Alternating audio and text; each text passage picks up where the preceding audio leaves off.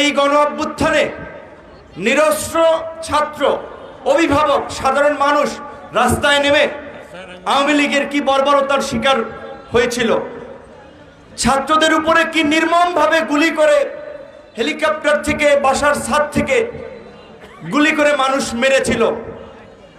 এই এত বর্বর হত্যাযজ্ঞ গত 16 বছরে ভিন্ন মত এবং বিরোধী দলের রাজনীতিকে নির্মূল করার জন্য গুম খুন হত্যাযজ্ঞ চালানোর পরেও এই ফ্যাসিস্ট আওয়ামী লীগের কোনো অনুশোচনা কিংবা কোনো দুঃখবোধ আমরা দেখি নাই। সেখানে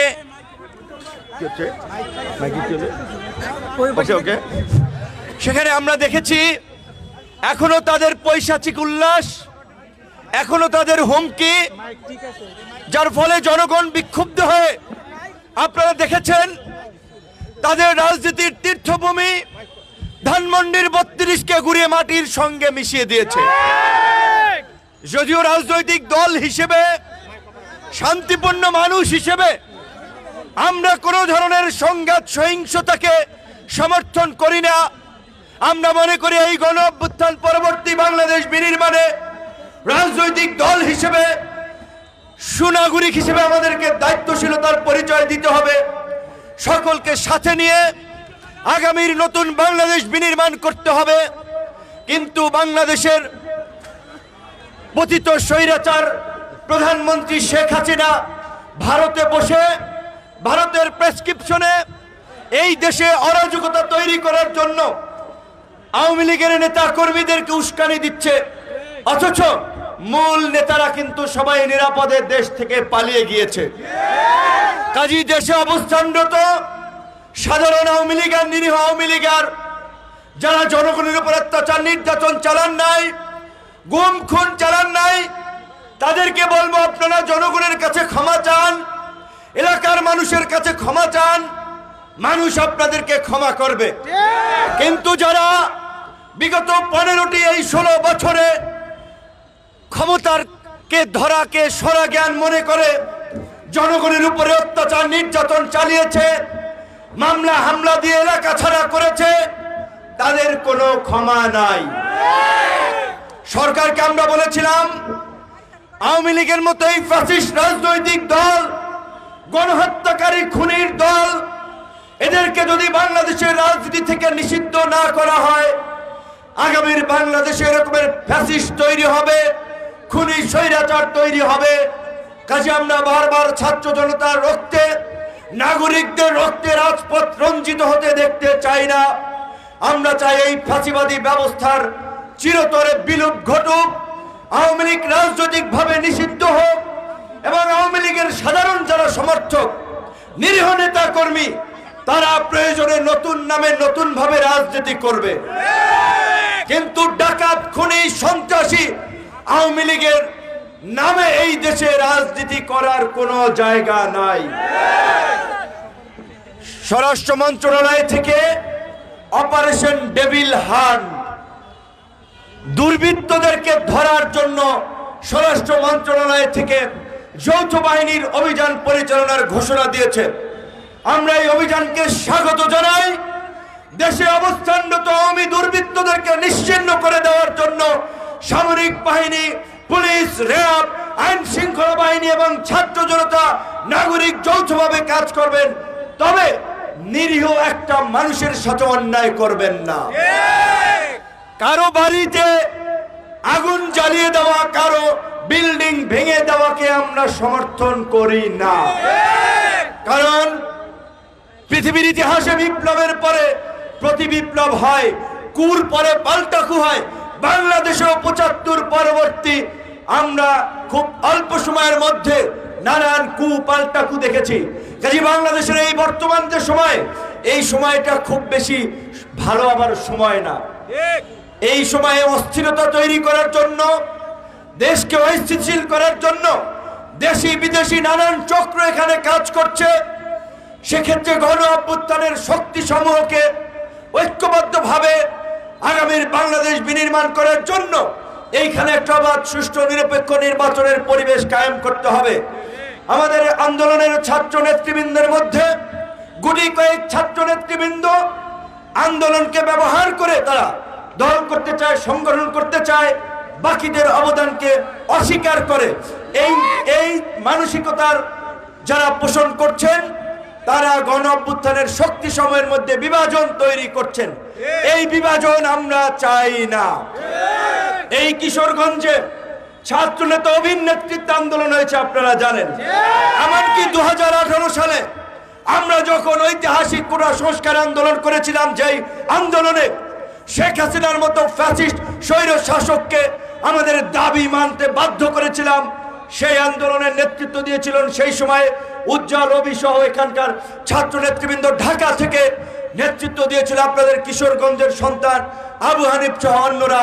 এইখানে আমার পাশে আছেন এই কিশোরগঞ্জের পাকুন্দের যে সন্তান, আগামীতে সংসদ নির্বাচন করার আগ্রহ পোষণ করেছেন গণ অধিকার পরিষদের পক্ষ থেকে আমাদের শফিক ভাই। যদি আপনারা সমর্থন করেন তাহলে তারা নির্বাচন করবে।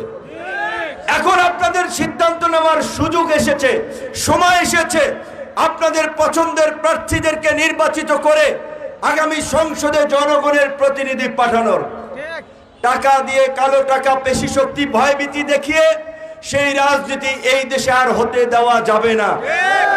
আমি খুব কষ্ট পেলাম, এইখানে কেউ আমাকে স্লিপ ধরিয়ে দিয়েছে, পাকুন্দিয়া থেকে কিশোরগঞ্জের 30 টাকার ভাড়া নাকি 50 টাকা করেছে।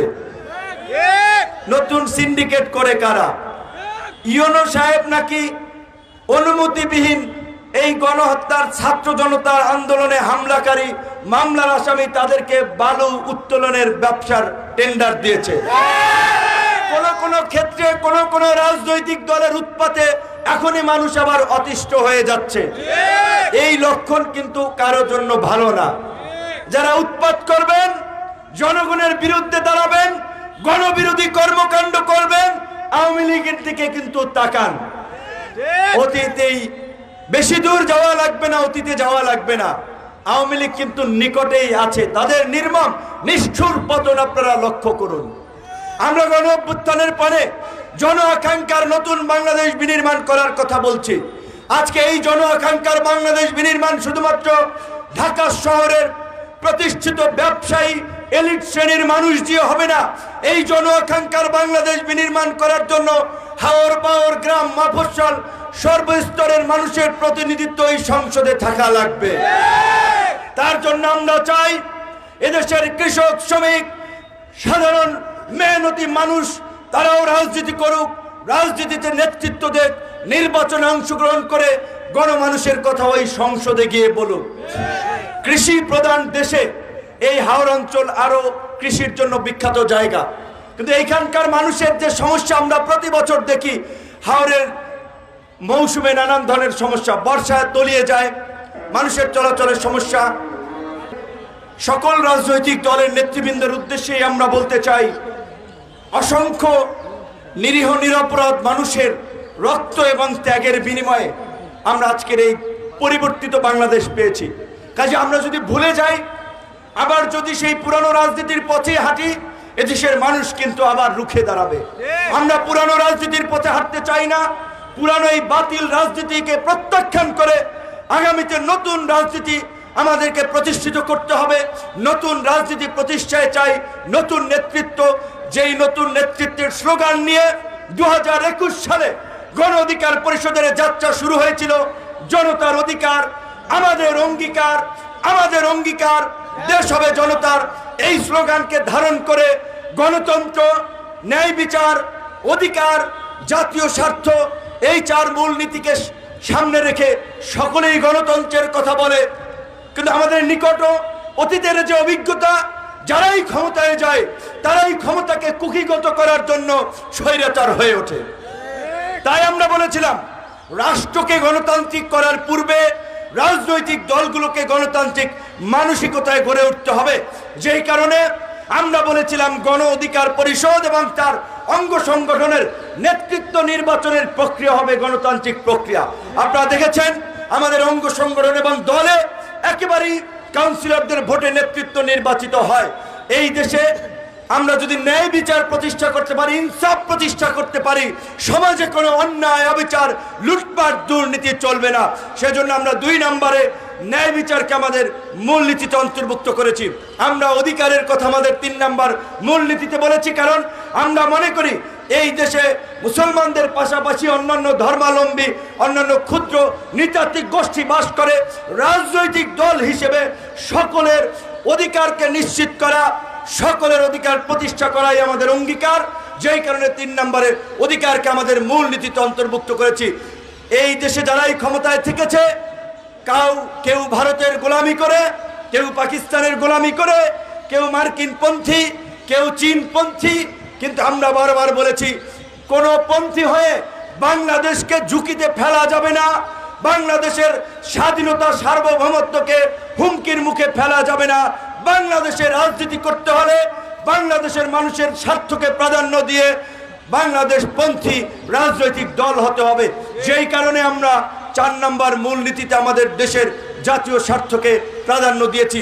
সম্মানিত উপস্থিতি, এই অল্প সময়ের প্রস্তুতিতে কিশোরগঞ্জের পাকুন্দিয়ায় আজকে আপনাদের যে উপস্থিতি, আপনাদের যে আগ্রহ, তাতে আমরা আশাবাদী আমাদের নেতৃবৃন্দ যদি পুরানো পথে না হেঁটে নতুনভাবে নিজেদেরকে উপস্থাপন করে গণ অধিকার পরিষদের রাজনৈতিক চিন্তা ভাবনা, আগামীর বাংলাদেশ বিনির্মাণে আমাদের যে উদার রাজনৈতিক পলিসি, সেটা নিয়ে যদি আপনাদের কাছে মানুষের কাছে যেতে পারে, ইনশাল্লাহ মানুষের প্রত্যাশিত বিকল্প শক্তি হবে আগামীতে গণ অধিকার পরিষদ। জনতার অধিকার আমাদের অঙ্গীকার, আমাদের অঙ্গীকার দেশ হবে জনতার। আসসালামু আলাইকুম।